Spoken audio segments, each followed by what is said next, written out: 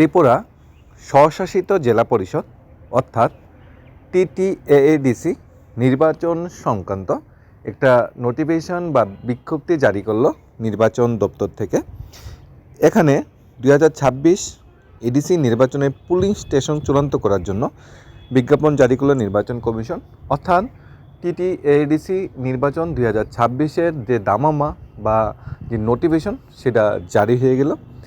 এখন up to date যে pulling station বা অন্যান্য যে ক্রাইটেরিয়াগুলি সেগুলা বাস্তবিক প্রাথমিক পর্যায়ে সিদ্ধান্ত হয়েছে। এই নিউজটা বিভিন্ন সোশ্যাল মিডিয়া প্ল্যাটফর্ম, বিভিন্ন পত্রপত্রিকা আজকে খুব সুন্দর করে পাবলিশড হয়েছে। এখানে বলা হয়েছে date of the draft publication of polling station, মানে কোন পুলিং স্টেশনে ভোট হবে, নির্বাচন হবে, সেই ড্রাফটটা 13 ফেব্রুয়ারি প্রকাশ করা হবে। Last date of receiving claim objection suggestion সেটা 17 তারিখ ফেব্রুয়ারি মাস পর্যন্ত সেটা ক্লেম অবজেকশন বা সাজেশন করা যাবে। ডিসপোজাল বা ক্লেম অবজেকশন যেগুলো করা হবে 19 তারিখ। আর final publication of the list of the polling station 21 February final হবে পুলিং স্টেশনগুলো যেখানে ভোট হবে। এখানে বিভিন্ন পার্টি বা বিভিন্ন সংগঠন থেকে যদি কোনো দাবি আপত্তি বিপত্তি থাকে তাহলে 17 তারিখের মধ্যে যোগাযোগ করার জন্য বলা হয়েছে। আর 13 তারিখ লিস্টগুলো পাবলিশড হবে। এখানে এই নোটিফিকেশন বলে আরও যে কথাগুলো উল্লেখ করা হয়েছে, election and commission of district council exercise the power of vested under rule 20 অনুযায়ী এখানে বলা হয়েছে number of name of the district council constituency. এখানে বলা হয়েছে Damchhara Jampui district council constituency offer appointment assistant electric register. কোন মানে কাউন্সিলগুলোতে কাকে মানে এখানে দায়িত্ব দেওয়া হয়েছে তার লিস্ট দেওয়া হয়েছে। টোটাল স্বশাসিত জেলা পরিষদে টোটাল 28খানা আমাদের ডিস্ট্রিক্ট কাউন্সিল কনস্টিটুয়েন্সি আছেন। এই সবগুলার দায়িত্বে কে আছে এখানে নাম দিয়ে দেওয়া হয়েছে। যেরকম আমরা স্বশাসিত জেলা পরিষদে যদি প্রথম দেখি Damchhara Jampui district council constituency, এখানে আছে আমাদের BDO Jampui, BDO Panisagar, BDO Damchhara, DCM ভাঙমন রেভিনিউ সার্কেল। তাছাড়া মাছমারা ডিস্ট্রিক্ট কাউন্সিল, তাছাড়া দশদা কাঞ্চনপুর, কাঞ্চনমারা, তারপর ছামনু, মনো ছেলেংটা, সবগুলি নাম দেওয়া আছে এখানে। অর্থাৎ এখানে যারা দাবি আপত্তি হওয়ার পর ফাইনাল পুলিশ স্টেশনগুলোর নাম নির্ধারণ হবে। এরপরে মেইন যে নির্বাচনের বিজ্ঞাপন অর্থাৎ বিজ্ঞপ্তি বা নোটিফিকেশন অর্থাৎ কবে নির্বাচন হবে এর নোটিফিকেশনটা এর পরেই দেওয়া হবে। এটা ফাইনাল হওয়ার পরেই দেওয়া হবে যে ইলেকশনটা কবে হবে। সম্ভবত মার্চ এপ্রিল দিকে ইলেকশন নির্বাচন হচ্ছে, এডিসি নির্বাচন। এখন এডিসি নির্বাচন হলে কী এফেক্ট হবে ত্রিপুরা সরকারি চাকরি কর্মচারী বেনিফিটে কী এফেক্ট হবে সেটা সবচেয়ে বড় দেখার বিষয়। নির্বাচন ঘোষণার বা ডিক্লেয়ার করার ঠিক আগ মুহূর্তে ত্রিপুরা সরকারি কর্মচারীদের জন্য একটা ডিএ বা ডিআর রিলিফ দিতে পারে, একটা ডিএ পার্সেন্টেজ ঘোষণা করতে পারে।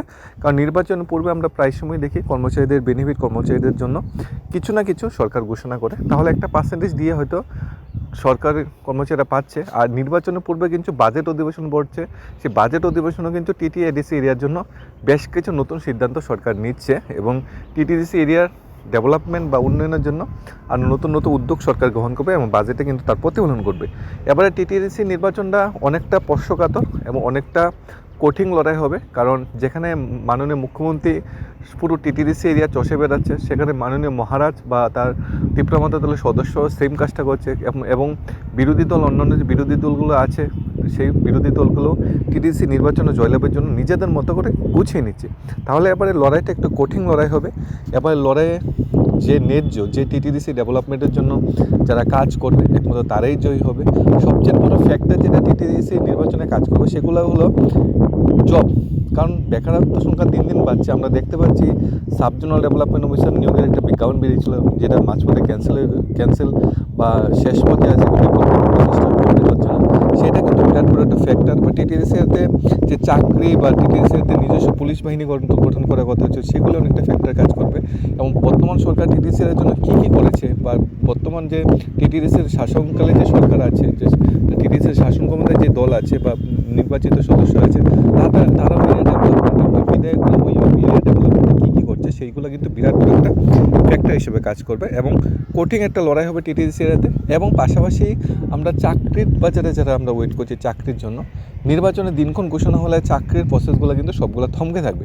অনেক কোশ্চেন থাকতে পারে, এটা তো স্বশাসিত জেলা পরিষদ, তার জন্য কি ত্রিপুরা সরকারের চাকরি প্রসেস থমকে থাকবে? হ্যাঁ, বিগত সময় যদি আমরা দেখি, বিগত সময়ে গ্রাম পঞ্চায়েত হোক, এডিসি হোক বা মিউনিসিপ্যালিটি হোক, যে কোনো নির্বাচন আসলেই আমরা দেখি চাকরির প্রসেসগুলো সবগুলো থমকে থাকে। ইন্টারভিউ হলে ইন্টারভিউ স্থগিত হয়ে থাকে, লিখিত হয়ে করে লিখিত পরীক্ষা স্থগিত বা লিখিত হয়ে যায়, রেজাল্ট স্থগিত হয়ে থাকে, ফাইনাল মেরিট লিস্ট বেরোয় না, চাকরি অফার বিলি বন্টন করা হয় না, সব কিছু কিন্তু একটা পর্যায়ে আটকে থাকে এবং নির্বাচন শেষ হওয়ার সাথে সাথে এই প্রসেসগুলো শুরু হয়। অর্থাৎ নির্বাচনের আগে কিছু নতুন নতুন চাকরির মেসেজ বা চাকরির নোটিফিকেশন আসতে পারে, নির্বাচনের আগে কর্মচারীদের দিয়ে দেওয়া হতে পারে, বিভিন্ন বেনিফিট দেওয়া হতে পারে, কিন্তু নির্বাচন যখনই ডিক্লেয়ার হবে তখন কিন্তু সবগুলো প্রসেস আটকে যাবে।